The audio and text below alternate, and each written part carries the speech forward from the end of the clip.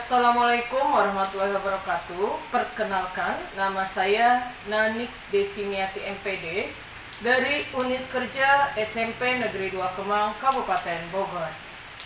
Pada kesempatan yang penuh semangat dan berbahagia ini, izinkan saya memaparkan aksi nyata proses perubahan yang saya lakukan di sekolah maupun dalam proses pembelajaran di kelas, sejalan dengan pemikiran filosofis Ki Hajar Dewantara. Baik Bapak Ibu, untuk mengefektifkan waktu, saya akan mulai memaparkan satu persatu.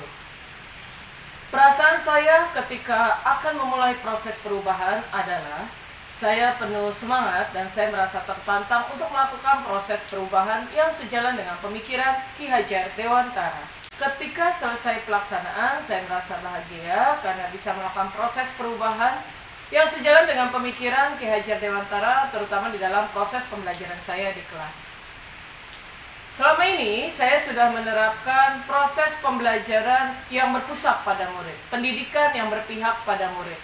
Tapi setelah mempelajari proses pemikiran dari filosofis Ki Hajar Dewantara, saya menjadi lebih memperhatikan kodrat anak merdeka, kodrat alam dan kodrat zaman, dan kodrat anak bermain. Ide dan gagasan yang muncul selama proses perubahan yang pertama yaitu saya memahami satu yaitu kodrat anak merdeka. Manusia merdeka adalah manusia yang lahir dan batinnya tidak bergantung kepada orang lain, tetapi bergantung pada kekuatannya sendiri. Kebahagiaan lahir diperoleh melalui pengajaran dan kebahagiaan batin diperoleh melalui pendidikan.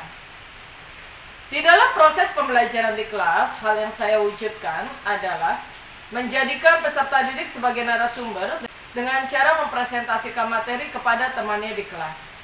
Kemudian dalam mengumpulkan tugas matematika, proyek tugas matematika, saya perkenankan mereka mengumpulkannya dalam bentuk audio, video, maupun tulisan. Ide atau gagasan lain yang muncul selama proses perubahan adalah kodrat alam dan kodrat zaman. Kodrat alam adalah segala sesuatu yang dibawa anak sejak lahir yang dipengaruhi oleh lingkungan keluarga dan lingkungan masyarakat. Kodrat zaman yaitu zaman di mana anak tersebut berada, di mana kita harus memberikan keterampilan abad 21. Yang saya lakukan dalam proses pembelajaran adalah sebagai contoh, untuk mencapai tujuan pembelajaran melalui penyajian masalah kontekstual matematika, peserta didik dapat melakukan percobaan untuk menghubungkan antara bidang datar dengan bidang datar hasil translasinya. Maka saya menggunakan model pembelajaran PBL, Problem Based Learning, di mana saya mengorientasikan siswa, peserta didik pada masalah, kemudian peserta didik menggunakan berbagai sumber pembelajaran untuk mencari solusi terhadap permasalahan tersebut. Saya mengorganisasikan peserta didik ke dalam kelompok, kemudian setiap kelompok berusaha mengerjakan persoalan matematika yang ada dalam lembar kerja peserta didik. Mereka berdiskusi untuk mencari solusi permasalahannya. Kemudian mereka mempresentasikan, sedangkan kelompok lain, ketika ada kelompok yang presentasi, mereka bertanya, menjawab pertanyaan, ataupun menanggapi pendapat dari temannya yang sedang presentasi di kelas. Kemudian, dalam menggunakan media pembelajaran, saya menggunakan diantaranya PowerPoint, kemudian saya juga menggunakan LKPD, lembar kerja peserta didik. Adapun alat pembelajaran yang saya gunakan Infocus, kemudian kertas berpetak untuk menanamkan konsep translasi kepada peserta didik saya. Sehubungan dengan kodrat bermain anak, maka saya menggunakan ice breaking di dalam proses pembelajaran. Ice breaking adalah sebuah tenaga tambahan terhadap situasi yang membosankan, atau sebuah pengalihan suasana terhadap suasana yang cukup menjenuhkan. Pengalaman dan pembelajaran yang saya peroleh dari praktik baik melaksanakan aksi nyata proses perubahan yang sejalan dengan pemikiran Ki Hajar Dewantara adalah yang pertama, peserta didik menjadi lebih termotivasi dalam pembelajaran karena adanya ice breaking dalam pembelajaran. Kemudian, melalui diskusi kelompok dan presentasi kelompok, peserta didik terlatih untuk berpikir kritis, kreatif, dan menjadi pemimpin bagi peserta didik lainnya. Dalam proses pembelajaran, peserta didik juga terlatih untuk mandiri. Di antaranya mereka mandiri dan mengerjakan soal kuis di dalam akhir proses pembelajaran, kemudian juga mandiri dalam mengerjakan tugas-tugas yang bersifat penugasan mandiri. Pendidikan budi pekerti sudah dilaksanakan di sekolah saya melalui berbagai macam kegiatan pembiasaan. Untuk menanamkan nilai-nilai dari dimensi profil pelajar Pancasila, beriman dan bertakwa kepada Tuhan Yang Maha Esa, maka setiap hari Jumat kami mengadakan kegiatan tadarus rutin. Kemudian ada lagi ceramah agama dan peringatan hari besar keagamaan. Selain itu, peserta didik kami juga terbiasa mencium tangan gurunya ketika bertemu dengan gurunya. Peserta didik kami melaksanakan bakti sosial ketika MOPD, masa orientasi peserta didik baru, ataupun ketika sanlat, pesantren kilat. Kemudian, kami juga menggelar kegiatan penyembelihan hewan kurban di kala Idul Adha. Untuk menanamkan dimensi profil pelajar Pancasila kebinekaan global, kegiatan yang dilaksanakan di sekolah kami yaitu berupa Pilkasis, pemilihan ketua OSIS, pemilihan ketua kelas, dan juga adanya diskusi kelompok. Untuk menanamkan dimensi profil pelajar Pancasila mandiri, maka kegiatan yang dilakukan adalah memberi penugasan mandiri, baik yang berhubungan dengan mata pelajaran maupun yang berhubungan dengan P5, proyek penguatan profil pelajar Pancasila. Menanamkan dimensi dari profil pelajar Pancasila gotong royong, kegiatan pembiasaan yang dilaksanakan di sekolah kami, yaitu berupa adanya piket kelas, gotong royong membersihkan lingkungan sekolah, dan juga diskusi kelompok dalam proses pembelajaran di kelas. Untuk menanamkan dimensi profil pelajar Pancasila berpikir kritis, setiap hari Kamis sekolah kami mengadakan kegiatan literasi. Untuk menanamkan dimensi profil pelajar Pancasila kreatif, maka kami mengikutsertakan peserta didik kami dalam berbagai lomba kegiatan akademik dan non-akademik. Dan untuk menanamkan rasa cinta tanah air dan bangsa, maka kegiatan pembiasaan yang dilaksanakan di sekolah kami berupa melaksanakan upacara bendera setiap hari Senin dan hari besar nasional lainnya, kemudian menyanyikan lagu kebangsaan Indonesia setiap hari sebelum pelajaran ke-1 dimulai, dari Senin sampai dengan Jumat. Kemudian menjadikan ekskul pramuka sebagai ekskul wajib bagi seluruh peserta didik kami. Untuk menanamkan nilai kearifan lokal, maka kegiatan pembiasaan yang kami lakukan adalah menjadikan bahasa Sunda sebagai bagian dari kurikulum sekolah menjadi salah satu mata pelajaran di sekolah kami. Baiklah Bapak Ibu, demikianlah pemaparan saya sebagai pembuka dari aksi nyata proses perubahan yang saya lakukan yang sejalan dengan pemikiran filosofis Ki Hajar Dewantara. Selanjutnya Bapak Ibu bisa melihat foto-foto dan video dari aksi nyata yang telah saya lakukan, termasuk juga testimoni dari rekan guru saya dan dari murid-murid serta proses pembelajaran yang saya lakukan di kelas. Saya Nanik Desimiati MPD dari Unit Kerja SMP Negeri 2 Kemang, Kabupaten Bogor. Assalamualaikum warahmatullahi wabarakatuh. Min 1 dan Y-nya itu 4.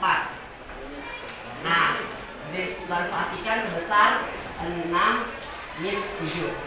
Berarti Iya.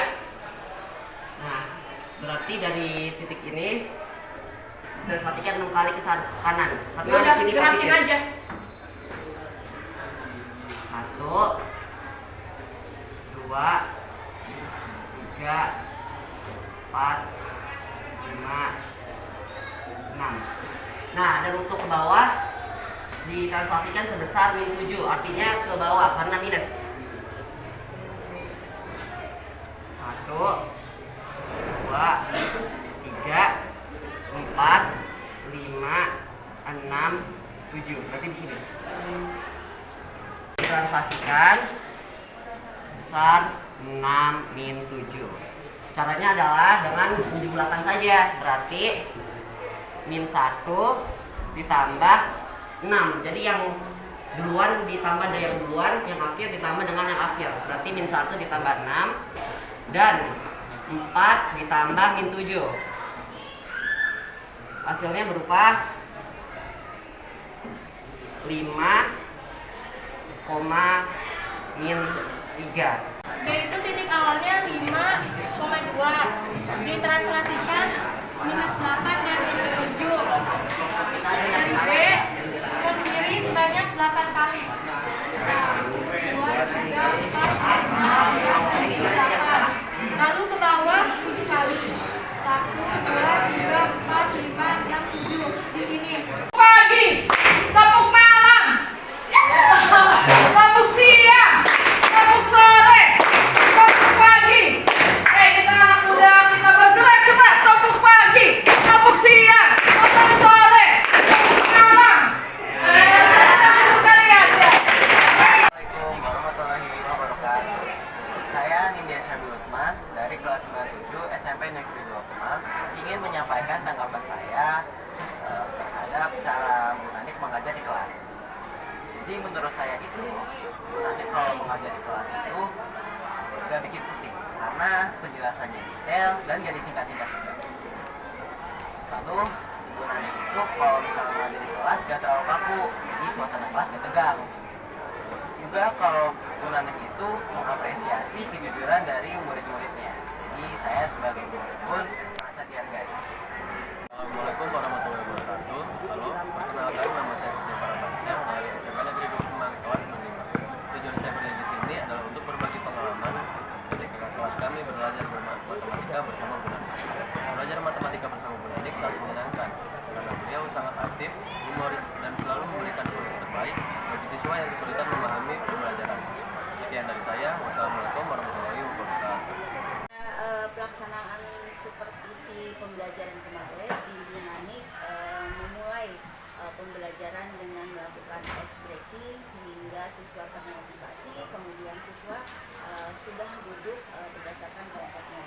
Pembelajaran menariknya juga menggunakan metode problem based learning yang berpusat kepada siswa, di mana siswa kemudian diberikan suatu masalah, kemudian siswa juga mampu mempresentasikan hasil diskusinya dengan kelompok ke depan kelas, dan itu saya pikir betul-betul luar biasa karena dari pembelajaran tersebut kita bisa melihat siswa begitu aktifnya dan bagaimana Bu Nanik memfasilitasi semua siswa untuk bisa bekerja sama, untuk bisa aktif terlibat dalam pembelajaran tersebut.